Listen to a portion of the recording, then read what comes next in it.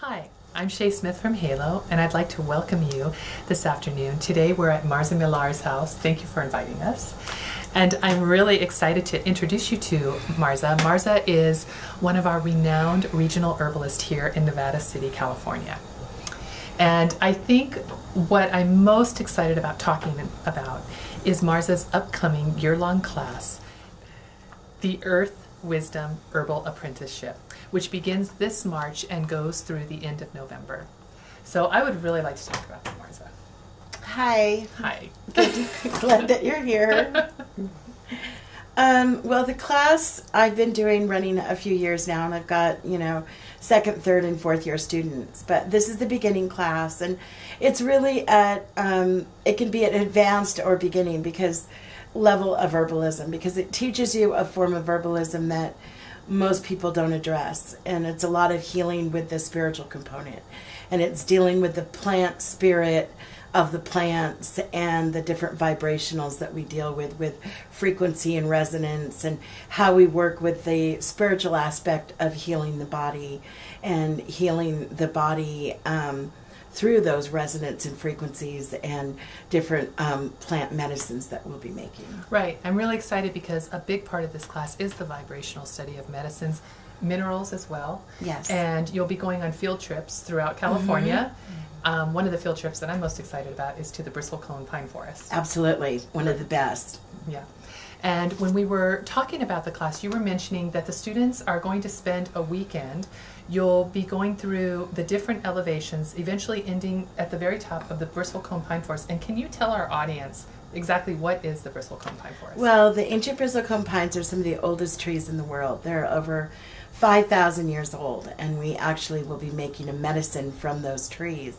And it connects the cosmos of 5,000 years of bringing that wisdom of that plant into focus, and then being able to make it in an herbal supplement that we can actually ingest that helps us have that connection to that wisdom of those trees. Mm-hmm. And they're amazing. They look similar to junipers. They grow in dolomite. You're at 11,000 feet, and it's like being on the moon. Mm-hmm. But these trees are amazing. It takes 40 years for their pine needles to come out, and they have two types of pine cones that grow on them every year, male and female, and they have the most wonderful smell. Very, very unique pine smell. I can't wait. And it's one of my favorite trips. I mean, almost 2 miles in elevation. Absolutely. Yeah, that's incredible. And you're actually, when you're on top, you look over even, and you're almost above part of the Sierras, and you can look almost even with Mount Whitney.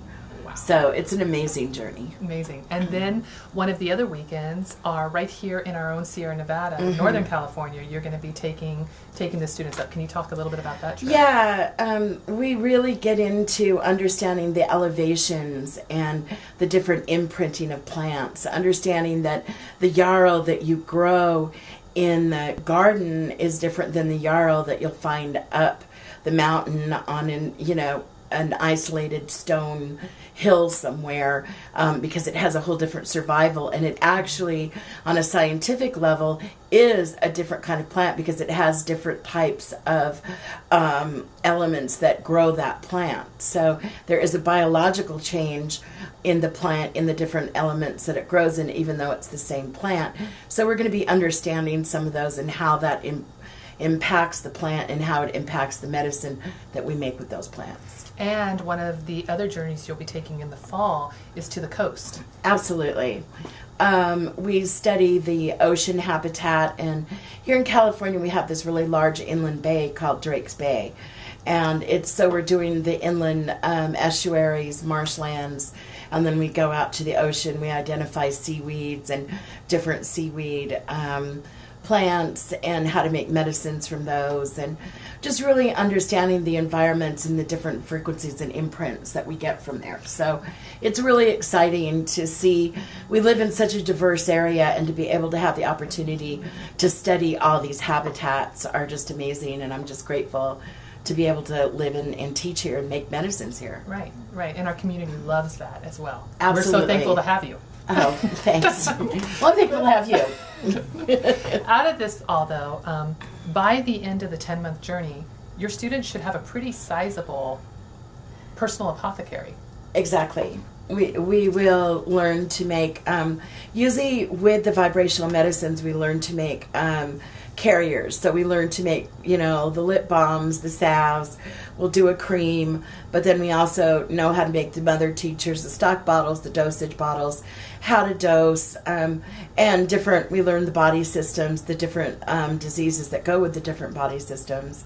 And also we do a very much indigenous study of time and cycles of time and cycles of wildcrafting, because we don't live in the society in a normal time. It's a religious calendar that we go by, that we live by, and so it's a reteaching of how to live in indigenous time, how to live by 13 moons, not 12, how to work with the cardinal directions for manifestation, and the way my people have lived for thousands of years on my father's side, the Yavapai tribe, and that's where my teachings first started with my dad when I was a little girl. And so we learned to watch the stars and the moon, and our family comes from Orion, so we watch Orion as part of our family stars and get that information from the star beings there. Well, and that's part, I was talking about the field trips and how exciting they're going to be,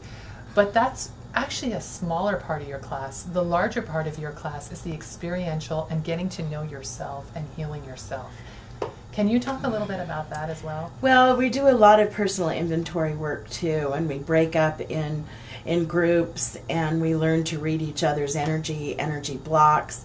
So we use our hands a lot to feel the energy blocks in people, and really understanding of not just trying to use our minds to diagnose, but also how do we use our feelings and our intuitiveness and grow that intuitiveness to learn how to track disease and how to work that in balancing the people and balancing their energy, as well as working with the plants to help balance them. One of the tools that you teach your students that I'm really excited about is where you were, when you and I were talking about this class and kind of designing it, you were talking about how you show them their place on the cosmological medicine wheel? Yes. Am I saying that right? Yes, definitely.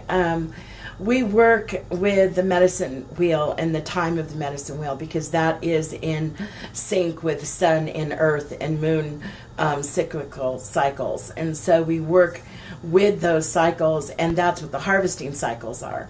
So I also have the local Maidu harvesting cycle that we'll learn and that we work with for our local plants in our local area.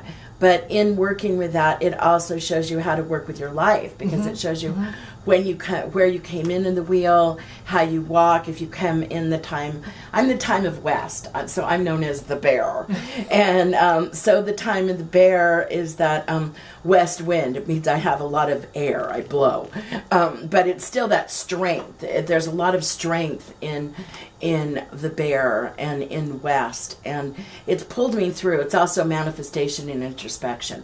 So we learn our animal allies, and we learn our directions and how to work with them, and how to work with them out in nature, and how to work with those prospective animal allies as well. So there's a lot of indigenous flavor to this, because those were my teachings. Absolutely. Marza, talking to you gets me all excited all over again. I remember the 3 months that we were sitting and meeting every week designing this class right here in your living room, and we would spend 2 hours every week meeting to come up with the curriculum, and I would just get so excited, and talking with you right now I have chills. I think this is such an incredible tool for people to have and to tap into in their life, and it's appropriate for all ages. You're never too old to learn this wisdom. Oh no, I've had people in the class anywhere from 19 to 75. And we keep it at a moderate clip, so it's accessible to everyone, even if you're physically challenged, mentally challenged. We meet you where you are. And that's what I like about the class, is that nobody gets behind and nobody gets ahead, and everyone can have their own experience. So, you know, the only way to do it Shays do it. Yeah. You got to get out just there, and you got to do your dirt time. You know, people have to learn, because the only way you're going to learn how to do the medicine is that you're in the dirt. And you've got to be with the plants, and you've got to be with the sun and the moon and the water and the elements, because that's what brings us in to be true herbalists. Is that if you don't find me crawling around on a cliff somewhere with dirt on my face, I'm not happy. And I just have to tell a personal story about Marza and I. One of our initial meetings, as Marza and I were getting to know each other, Marza said, "Shea, I'll meet you in the river." And I didn't know really what she was talking about, so I met her down at the river, and she met in the river. We had our meeting on a boulder in the middle of the river that we had to swim out to. And as I was sitting on the boulder, water was swirling around me, and Marza and I had a 2-hour meeting. And then we swam back to the shore, and it was incredible. And she walks, you walk the truth. You walk what you say. You live it in your life. It's the only way to live. If your feet don't match your mouth, you trip a lot. So we really hope to see you in the classes. They begin this March. They run through November of 2015. One thing I would also like our viewers to know is that you're offering 2-hour orientation classes, just to let people get to know you a little bit more, your history, what brought you to becoming the herbalist that you are. And these classes will also go over much more in detail what the following year is going to be bringing. Absolutely. And we are going to be offering a class, let's see, on January 14th and February 26th here in Nevada City at the Halo Shop at 412 Commercial Street. And then we'll also be offering a class in Truckee on February 15th. And you can find out the information on that on our website at halo.org. And Marza, is there anything else you'd like to say? Well, the other flavor that I do have that I bring to this with the Yavapai tradition is also the Hawaiian tradition. I've spent 20 years on the Big Island of Hawaii with Hawaiian elders and really understanding how that biosphere works and bringing that medicine and bringing that understanding, as well as working with the mineral beings and really being with the mineral beings and making mineral medicine. And that's something that is a venue that a lot of people leave out. And we are earth, air, fire, water. Ho. Excellent. Ho. Ho. Ho to you all, and thank you so much.